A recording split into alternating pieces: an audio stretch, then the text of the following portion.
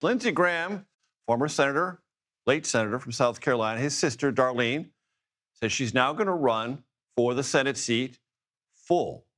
She's currently serving in that seat, as you well know, on an interim basis following Graham's death from a heart ailment. President Trump has already weighed in on this, endorsed her in the special election. But that doesn't mean others in South Carolina, Republicans, are not interested.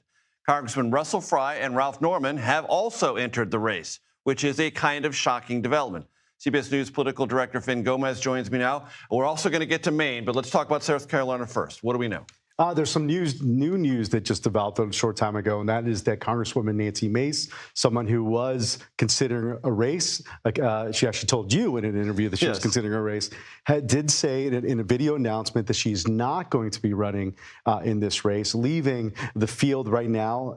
The major headline, of course, is that Darline Graham has entered into the fray, and she's going to be facing a couple conservative congressmen in Ralph Norman and Russell Fry, which is really interesting, because it's not going to be clear sailing for her, even with the president's endorsement. What strikes me about this is that both Russell Fry and Ralph Norman know the president's already in on this, and I'm not sure this is defiance is the right word, but they're making their own political flex here, saying, I'm not going to let this moment pass me by. I'm going to give it a try. Absolutely. And we do know that, for example, Ralph Norman reached out to the president early on, literally the day after the news of Lindsey Graham's passing, to ask for his endorsement, the president's endorsement. The president sort of punted and said he wasn't going to enter into the fray at that point.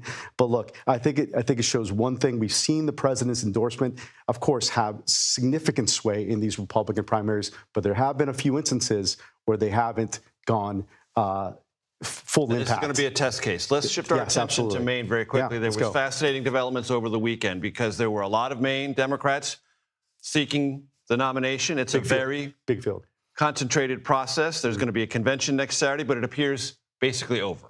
We essentially have a presumptive nominee in this Democratic Senate race, and that's going to be Troy Jackson, who's the former Senate president. Also calls himself a pickup progressive, always wears a baseball hat, is a former Maine logger, had a lot of former Graham Planner supporters working for him, and he's basically secured enough of these delegates. It's not official until next Saturday, as you pointed out, but it looks, his top contenders dropped out. Because a lot of people have dropped out. All of his top contenders essentially have dropped out. Some of the other sort of smaller campaigns remain on the ballot. But look, it's Troy Jackson's to lose. He already put out a statement saying, my focus is now who? Susan Collins, the incumbent Republican senator who's running for a sixth term. And now the game is on. The fight is on. And what we should interpret this as is he's not waiting until Saturday. Saturday's going to happen. It doesn't become official then, but he's essentially starting the statewide campaign against Susan Collins as rapidly as he can. And it appears, and this is the other important consideration, that Democrats seeking this nomination are coalescing behind him. Not only are they dropping out, but they're endorsing. Yeah, and that's a big question. Can he unify the Democratic Party right now, right? Amid the chaos following Plattner's resignation from the race, can he unify the party? And right now, it seems like he can.